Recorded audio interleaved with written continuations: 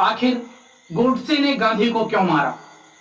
ये प्रश्न जब नाथूराम गोडसे से कोर्ट में पूछा गया तो नाथूराम गोडसे ने लगातार 5 घंटे में 93 पेज का स्टेटमेंट लिखा, जिसमें उन्होंने बताया कि मैंने महात्मा गांधी की हत्या क्यों की, और कटघरे में खड़े होकर जो अपने मुख से बयान किया उस बयान को उसी रूप में उन्हीं की आवाज में मैं आपको अभी सुनाऊंगा। भले ही इस वीडियो पे कॉपीराइट आ जाएगा, कोई दिक्कत नहीं है, लेकिन आपको उसी शब्दों में, उन्हीं के शब्दों में मैं अभी सुनाऊंगा। लेकिन उससे पहले जान लीजिए, जो 93 पेज का स्टेटमेंट दिया गया था, उस स्टेटमेंट को देखकर वहां के जज ने लिखा है कि जब वह पढ़ा जा रहा था तो वहां जितने लोग बैठे थे वास्तव में सबकी आंखों में आंसू आ गए थे। अगर हमारी जगह वहां उनसे जजमेंट करने को कहा जाता तो निसंदेह नाथूराम गोडसे को बाइज्जत बरी कर देते। ऐसा बयान था, और उस बयान को वहां पढ़ने के बाद तत्कालीन सरकार, जो कि पंडित जवाहरलाल नेहरू जी की थी, उन्होंने उस पर बैन लगा दिया और अभी तक उसे प्रकाशित नहीं किया जा गया। पता नहीं वह नष्ट कर दिया गया है या रखा हुआ है, लेकिन नाथूराम गोडसे ने उसे पेश करते वक्त कहा था कि अगर कोई भी जनता या इस देश का कोई भी व्यक्ति इस मेरे स्टेटमेंट को पढ़ लेगा तो वह इस हत्या को सही ठहराएगा और मुझे दोषी नहीं कहेगा। और मुझे अपने इस कार्य पे तनिक भी पछतावा नहीं है कि मैंने महात्मा गांधी की हत्या कर दी। और इसके आगे जो बोला उसे आप नाथूराम गोडसे की आवाज में सुनिए। मैं एक धार्मिक ब्राह्मण परिवार में जन्म लेने के कारण मैं हिंदू धर्म, हिंदू इतिहास और हिंदू संस्कृति की पूजा करता हूँ, इसलिए मैं संपूर्ण हिंदुत्व पर गर्व करता हूँ। जब मैं बड्ढा हुआ तो मैंने मुक्त विचार करने की प्रवृत्ति का विकास किया, जो किसी भी राजनैतिक या धार्मिकवाद की असत्य मूलक भक्ति की बातों से मुक्त हो। यही कारण है कि मैंने अस्पृश्यता और जन्म पर आधारित जातिवाद को मिटाने के लिए सक्रिय कार्य किया। मैं राष्ट्रीय स्वयंसेवक संघ के जातिवाद विरोधी आंदोलन में खुले रूप में शामिल हुआ और यह मानता हूं कि सभी हिंदुओं के धार्मिक और सामाजिक अधिकार समान हैं। सभी को उनकी योग्यता के अनुसार छोटा या बड्ढा माना जाना चाहिए, न कि किसी विशेष जाति या व्यवसाय में जन्म लेने के कारण। मैं जातिवाद विरोधी सहभोजों के आयोजन में सक्रिय भाग लिया करता था, जिसमें हजारों हिंदू ब्राह्मण, क्षत्रिय, वैश्य, चमार और भंगी भाग लेते थे। हमने जाति के बंधनों को तोड़ा और एक दूसरे के साथ भोजन किया। मैंने रावण, चाणक्य, दादा भाई नौरोजी, विवेकानंद, गोखले, तिलक के भाषणों और लेखों को पढ़ा है। साथ ही मैंने भारत और कुछ अन्य प्रमुख देशों जैसे इंग्लैंड, फ्रांस, अमेरिका और रूस के प्राचीन और आधुनिक इतिहास को भी पढ़ा है। इनके अतिरिक्त मैंने समाजवाद और मार्क्सवाद के सिद्धांतों का भी अध्ययन किया है, लेकिन इन सबसे ऊपर मैंने वीर सावरकर और गांधी जी के लेखों और भाषणों का भी गहराई से अध्ययन किया है, क्योंकि मेरे विचार से किसी भी अन्य अकेली विचारधारा की तुलना में इन दो विचारधाराओं ने पिछले लगभग 30 वर्षों में भारतीय जनता के विचारों को मोडिडेच देने और सक्रिय करने में सबसे अधिक भूमिका निभाई है। इस समस्त अध्ययन और चिंतन से मेरा यह विश्वास बन गया है कि एक देशभक्त और एक विश्व नागरिक के नाते हिंदुत्व और हिंदुओं की सेवा करना मेरा पहला कर्तव्य है। स्वतंत्रता प्राप्त करने और लगभग 30 करोड़ हिंदुओं के न्यायपूर्ण हितों की रक्षा करने से समस्त भारत, जो समस्त मानव जाति का 5वां भाग है, को स्वतः ही आजादी प्राप्त होगी और उसका कल्याण होगा। इस निश्चय के साथ ही मैंने अपना संपूर्ण जीवन हिंदू संगठन की विचारधारा और कार्यक्रम में लगा देने का निर्णय किया, क्योंकि मेरा विश्वास है कि केवल इसी विधि से मेरी मातृभूमि हिंदुस्तान की राष्ट्रीय स्वतंत्रता को प्राप्त किया और सुरक्षित रखा जा सकेगा, एवं इसके साथ ही वह मानवता की सच्ची सेवा भी कर सकेगी। सन 1920 से अर्थात लोकमान्य तिलक के देहांत के पश्चात कांग्रेस में गांधी जी का प्रभाव पहले बढ़ा और फिर सर्वोच्च हो गया। जन जागरण के लिए उनकी गतिविधियां अपने आप में बेजोदा थीं और फिर सत्य तथा अहिंसा के नारों से वे अधिक मुखर हुईं, जिनको उन्होंने देश के समक्ष आडंबर के साथ रखा था। कोई भी बुद्धिमान या ज्ञानी व्यक्ति इन नारों पर आपत्ति नहीं उठा सकता। वास्तव में इनमें कुछ भी नया अथवा मौलिक नहीं है। वे प्रत्येक संवैधानिक जन आंदोलन में शामिल होते हैं, लेकिन यह केवल दिवा स्वप्न ही है यदि आप यह सोचते हैं कि मानवता का एक बड़ा भाग इन उच्च सिद्धांतों का अपने सामान्य दैनिक जीवन में अवलंबन लेने या व्यवहार में लाने में समर्थ है या कभी हो सकता है। वस्तुतः सम्मान, कर्तव्य और अपने देशवासियों के प्रति प्यार कभी कभी हमें अहिंसा के सिद्धांत से हटने के लिए और बल का प्रयोग करने के लिए बाध्य कर सकता है। मैं कभी यह नहीं मान सकता कि किसी आक्रमण का सशस्त्र प्रतिरोध कभी गलत या अन्यायपूर्ण भी हो सकता है। प्रतिरोध करने और यदि संभव हो तो ऐसे शत्रु को बलपूर्वक वश में करने को मैं एक धार्मिक और नैतिक कर्तव्य मानता हूँ। रामायण में राम ने विराट युद्ध में रावण को मारा और सीता को मुक्त कराया। महाभारत में कृष्ण ने कंस को मारकर उसकी निर्दयता का अंत किया और अर्जुन को अपने अनेक मित्रों एवं संबंधियों, जिनमें पूज्य भीष्म भी शामिल थे, के साथ भी एलेडिडहना और उनको मारना पड़ी डिडा, क्योंकि वे आक्रमणकारियों का साथ दे रहे थे। यह मेरा दृढ़ विश्वास है कि महात्मा गांधी ने राम, कृष्ण और अर्जुन को हिंसा का दोषी ठहराकर मानव की सहज प्रवृत्तियों के साथ विश्वासघात किया था। अधिक आधुनिक इतिहास में छत्रपति शिवाजी ने अपने वीरतापूर्ण संघर्ष के द्वारा ही पहले भारत में मुस्लिमों के अन्याय को रोका और फिर उनको समाप्त किया। शिवाजी द्वारा अफजल खां को काबू करना और उसका वध करना अत्यंत आवश्यक था, अन्यथा उनके अपने प्राण चले जाते। इतिहास के इन विराट योद्धाओं जैसे शिवाजी, राणा प्रताप और गुरु गोविंद सिंह की निंदा दिग्भ्रमित देशभक्त कहकर करने से गांधी जी ने केवल अपनी आत्मकेंद्रियता को ही प्रकट किया था। वे एक दृढ़ शांति प्रेमी मालूम पड़ी सकते हैं, लेकिन वास्तव में वे लोक विरुद्ध थे, क्योंकि वे देश में सत्य और अहिंसा के नाम पर अकथनीय दुर्भाग्य की स्थिति बना रहे थे, जबकि राणा प्रताप, शिवाजी एवं गुरु गोविंद सिंह स्वतंत्रता दिलाने के लिए अपने देशवासियों के हृदय में सदा पूज्य रहेंगे। उनकी 32 वर्षों तक उकसाने वाली गतिविधियों के बाद पिछले मुस्लिम परस्त अनशन से मैं इस निष्कर्ष पर पहुंचने को बाध्य हुआ था कि गांधी के अस्तित्व को अब तत्काल मिटा देना चाहिए। गांधी ने दक्षिण अफ्रीका में वहां के भारतीय समुदाय के अधिकारों और हितों की रक्षा के लिए अच्छा कार्य किया, लेकिन जब वे अंत में भारत लौटे तो उन्होंने एक ऐसी मानसिकता विकसित कर ली जिसके अंतर्गत अंतिम रूप से वे अकेले ही किसी बात को सही या गलत तय करने लगे। यदि देश को उनका नेतृत्व चाहिए तो उसको उनको सर्वदा सही मानना पड़ेगा, और यदि ऐसा न माना जाए तो वे कांग्रेस से अलग हो जाएंगे और अपनी अलग गतिविधियां चलाएंगे। ऐसी प्रवृत्ति के सामने कोई भी मध्य मार्ग नहीं हो सकता। या तो कांग्रेस उनकी इच्छा के सामने आत्मसमर्पण कर दे और उनकी सनक, मनमानी, तत्वज्ञान तथा आदिम दृष्टिकोण में स्वर मिलाए, अथवा उनके बिना काम चलाए। वे अकेले ही प्रत्येक व्यक्ति और प्रत्येक वस्तु के लिए निर्णायक थे। नागरिक अवज्ञा आंदोलन के पीछे प्रमुख मस्तिष्क थे। कोई अन्य उस आंदोलन की तकनीक नहीं जान सकता था। वे अकेले ही जानते थे कि कोई आंदोलन कब प्रारंभ किया जाए और कब उसे वापस लिया जाए। आंदोलन चाहे सफल हो या असफल, चाहे उसे अकथनीय आपदाएं और राजनैतिक अपघात हों, लेकिन उससे उस महात्मा के कभी गलत नहीं होने के गुण पर कोई अंतर नहीं पड़ी सकता। अपने कभी गलत न होने की घोषणा के लिए उनका सूत्र था, सत्याग्रही कभी असफल नहीं हो सकता, और उनके अलावा कोई नहीं जानता कि सत्याग्रही होता क्या है। इस प्रकार महात्मा गांधी अपने लिए जूरी और जज दोनों थे।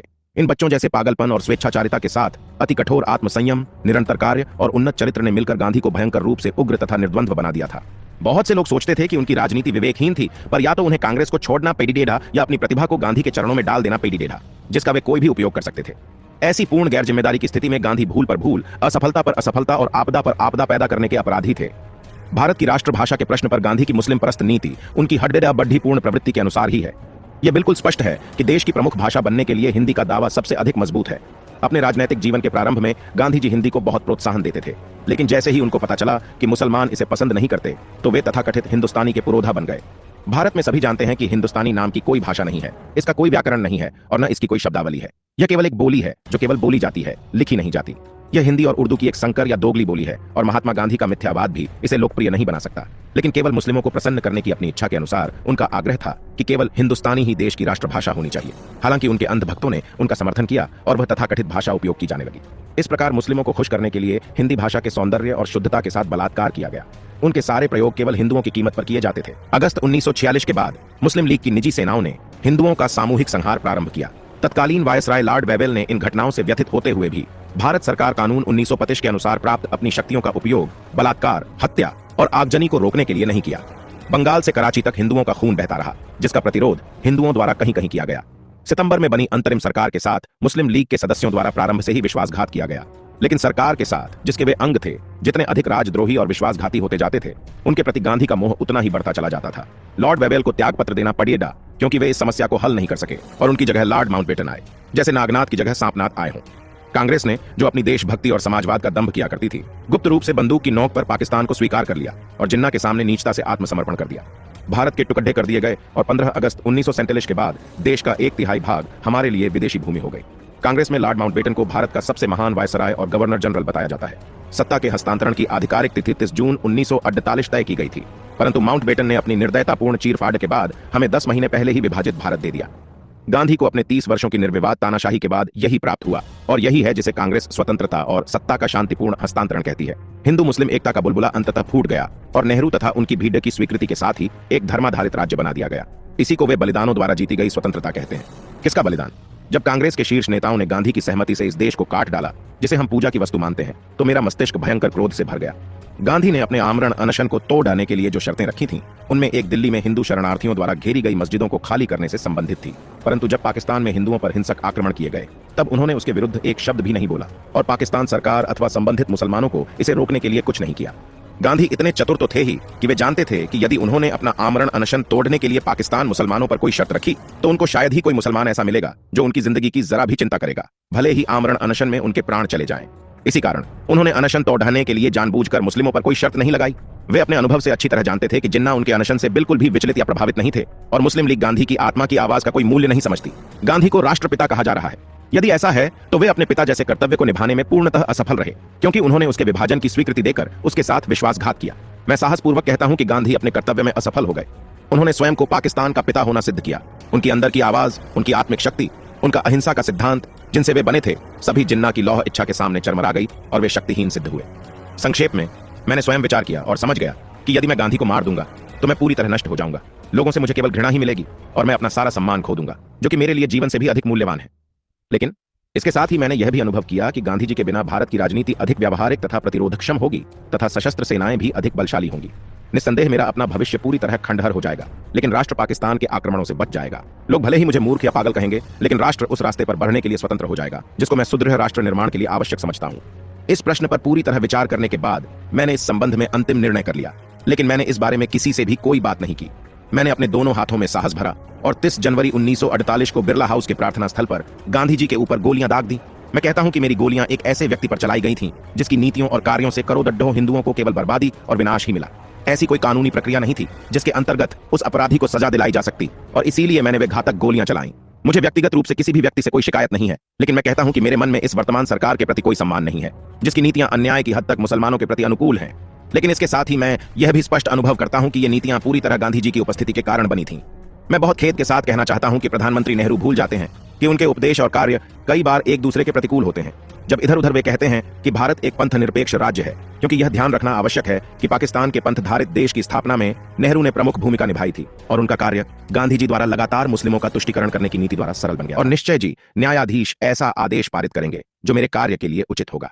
लेकिन मैं यह अवश्य कहना चाहता हूं कि मैं अपने ऊपर कोई दया नहीं चाहता, और न मैं यह चाहता हूं कि कोई अन्य मेरे लिए किसी से कोई दया याचना करे। अपने कार्य के नैतिक पक्ष पर मेरा विश्वास सभी ओर से की गई मेरी आलोचनाओं से किंचित भी विचलित नहीं हुआ है। मुझे कोई संदेह नहीं है कि इतिहास के ईमानदार लेखक मेरे कार्य का वजन तौलकर भविष्य में किसी दिन इसका सही मूल्यांकन करेंगे। जय हिंद। तो ये स्टेटमेंट था नाथूराम गोडसे का, जो उन्होंने अपने मुख से कहा था, और जो 93 पेज का स्टेटमेंट लिख कर दिया था 5 घंटे में। मैं सलाम करता हूं उस नाथूराम गोडसे को। आजकल के बच्चे जो बीए बीएससी करते हैं 3 घंटे में 30 पेज नहीं लिख पाते, और नाथूराम गोडसे जो कि हाई स्कूल फेल था। और मैं आपको बता दूं कि नाथूराम गोडसे एक बार हाई स्कूल फेल हुआ और गांधी जी से इतना प्रभावित था कि उन्होंने, जब गांधी जी सरकारी स्कूलों का बहिष्कार करने के लिए कह रहे थे कि बच्चे स्कूल कॉलेज में ना जाएं, अंग्रेजों का बहिष्कार करें, उस समय नाथूराम गोडसे ने महात्मा गांधी से प्रभावित होकर दोबारा हाई स्कूल की परीक्षा में ना बैठने का वचन दे दिया था। इतना प्रभावित था। और महात्मा गांधी जब जब किसी भी क्षेत्र में कोई आंदोलन या कानून के विरोध में कोई भी कार्यक्रम करते थे, तो नाथूराम गोडसे अपने क्षेत्र में उस विरोध का, उस कार्यक्रम की लीडिंग करता था। भरपूर तरीके से वह कांग्रेस का साथ देता था। लेकिन 1929 के बाद क्या ऐसे बदलाव हो गए कि नाथूराम गोडसे ने महात्मा गांधी की हत्या कर दी? इस बयान से आपको कुछ पता चला होगा। अब अगले वीडियो में मैं बताऊंगा कि नाथूराम गोडसे वास्तव में कौन था, उसकी पूरी जीवनी बताऊंगा, और इस स्टेटमेंट का कुछ भाग, जैसे कि नाथूराम गोडसे ने अपने स्टेटमेंट में कहा कि मैं इसलिए गांधी जी को मारा कि उन्होंने पाकिस्तान को 55 करोड़ रुपए दिलाने के लिए अनशन किया था। लेकिन अगर हम देखें तो उस समय महात्मा गांधी ने अनशन तो किया था, लेकिन जब पाकिस्तान को 55 करोड़ रुपए दे दिए गए जिस दिन, उस दिन के अगले 4 दिन तक महात्मा गांधी ने अपना अनशन बनाए रखा। तो इससे यह सिद्ध होता है कि महात्मा गांधी का उद्देश्य, अनशन करने का उद्देश्य कुछ दूसरा था। लेकिन 100% यह भी नहीं कहा जा सकता कि उन्होंने उस कारण से नहीं किया था, क्योंकि उनका कोई साफ उद्देश्य नहीं दिखाई देता उस अनशन का। और मैं आप लोगों से क्षमा चाहता हूं कि इस विचार में मेरा व्यक्तिगत कोई भी विचार नहीं है। मुझे इधर उधर के सोर्स से जो जानकारियां मिली हैं मैं वही देने का प्रयास कर रहा हूं। मेरा ना ही नाथूराम गोडसे के पक्ष में और ना ही महात्मा गांधी के पक्ष में अपना व्यक्तिगत कोई भी विचार नहीं है, व्यक्तिगत कोई भी सोच नहीं है। इसीलिए भले ही इस वीडियो पे कॉपीराइट आ जाएगा, लेकिन मैं आपको नाथूराम गोडसे के उसी शब्दों में ये स्टेटमेंट सुनाया हूं। आशा करता हूं जानकारी आपको अच्छी लगी होगी। मिलते हैं अगले वीडियो में, तब तक के लिए जय हिंद।